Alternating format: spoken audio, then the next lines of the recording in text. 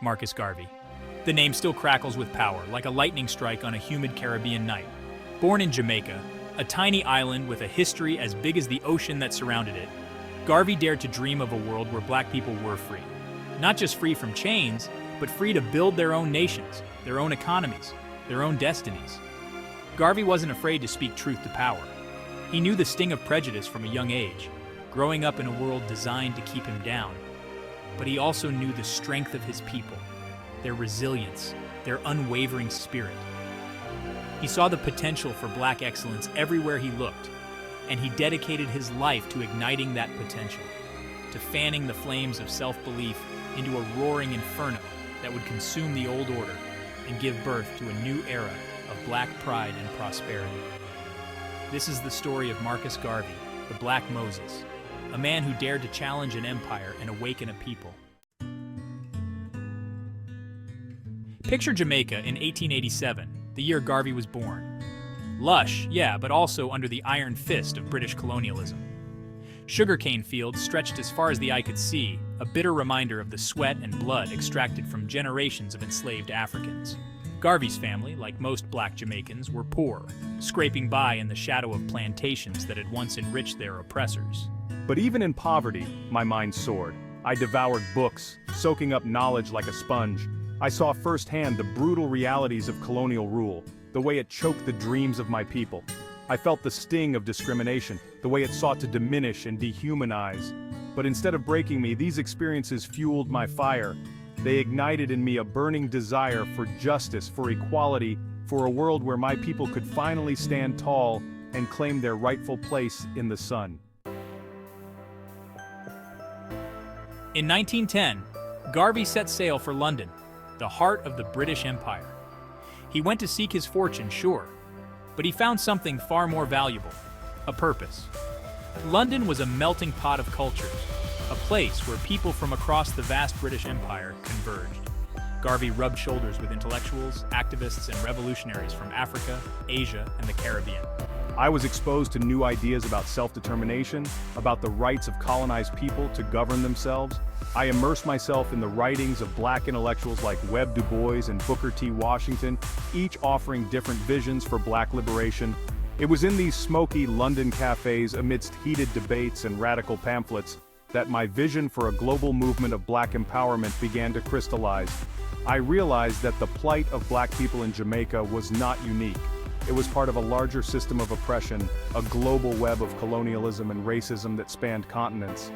I knew I had to act. I had to return home and ignite the same fire in the hearts of my people. By 1914, Garvey was back in Jamaica, but his time in London had changed him. He was a revolutionary in the making.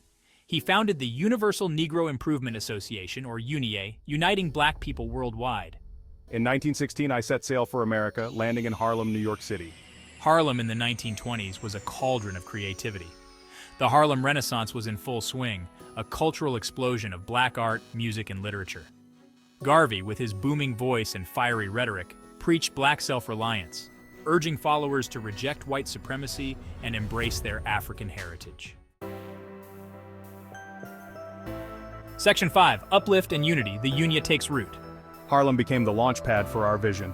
The UNIA flourished, establishing chapters across the United States and beyond. It wasn't just speeches. Garvey understood that true liberation required economic power. We launched the Negro Factories Corporation, aiming to create black-owned businesses that would provide jobs and opportunities. He envisioned black people controlling their own labor, their own resources, their own destiny. Garvey's message wasn't just about economic uplift. It was about reclaiming a sense of pride. We knew black people had been taught to hate themselves, to see themselves through the distorted lens of white supremacy. He wanted to shatter that mirror. He urged black people to celebrate their history, their culture, their beauty. We instilled in them a sense of collective strength, a belief that we are descendants of kings and queens, capable of achieving anything we set our minds to. Section 6, Black Star Rising, a dream of economic independence. True freedom means controlling your own destiny, your own movement. He looked at the ships coming in and out of New York Harbor and had an idea: the Black Star Line. This wasn't just about transportation, it was about economic independence, about connecting black people across the diaspora. I envisioned ships sailing from the Caribbean to Africa to America, carrying goods and people, breaking the chains of colonial trade routes. The Black Star Line became a powerful symbol of black aspiration, a tangible manifestation of Garvey's vision for a self-sufficient black nation. People invested their hard-earned savings, their hopes and dreams riding on those ships. Section 7, The World Gathers. Garvey's International Triumph. August 1920. Picture this. 25,000 people, black people from all over the world, flooding into Liberty Hall in Harlem. This was the first international convention of the Negro peoples of the world, a testament to the global reach of Garvey's message. This wasn't just a conference, it was a coronation. I was dressed in a military uniform, elected Provisional President of Africa, a symbolic gesture meant to galvanize the movement for African liberation. Imagine the electricity in the air, the sense of unity and purpose. Delegates from Africa, the Caribbean, the Americas, all united under the banner of black empowerment. We drafted a Declaration of Rights of the Negro peoples of the world, outlining our demands for equality, self-determination, and an end to colonial rule. The convention was a watershed moment, a powerful demonstration of black solidarity and a direct challenge to the global order. Section 8. The Empire Strikes Back. Legal battles and imprisonment. Success breeds envy, and power always fears a threat to its dominance. The U.S. government, deeply invested in maintaining white supremacy, saw Garvey as a dangerous radical, a threat to the established order. They targeted me with relentless surveillance, accusing me of mail fraud related to the Black Star Line, a charge many believed was trumped up. In 1925, Garvey was convicted and imprisoned.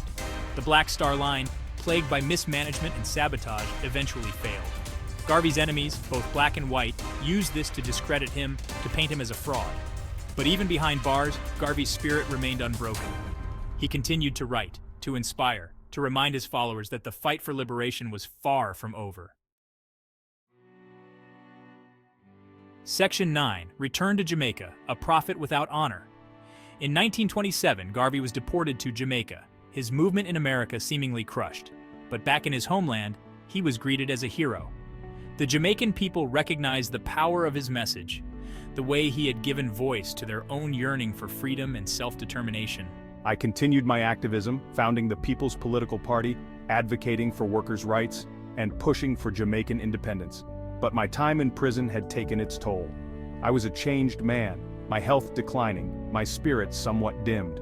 He died in London in 1940, at the age of 52, a tragic end for a man who had sacrificed so much for his people. Section 10. The Unfinished Revolution, Garvey's Enduring Legacy. Marcus Garvey's life was a study in triumphs and tragedies. He achieved global fame, inspired millions, and laid the groundwork for future movements. But he also faced betrayal, imprisonment, and ultimately, a premature death that robbed the world of his fiery presence. Yet, Garvey's legacy lived on. His ideas about black self-reliance, economic empowerment, and global black unity resonated with future generations of activists and leaders. The Black Power movement of the 1960s drew inspiration from Garvey's message, as did the Pan-African movement, which sought to unite people of African descent worldwide. Malcolm X, a fiery advocate for black empowerment, considered Garvey a prophet, praising his courage and his unwavering commitment to black liberation. The echoes of Garvey's booming voice could be heard in the speeches of Martin Luther King Jr., who, while advocating for a different path to equality, shared Garvey's dream of a world where black people were judged by the content of their character, not the color of their skin. Section 11. Conclusion.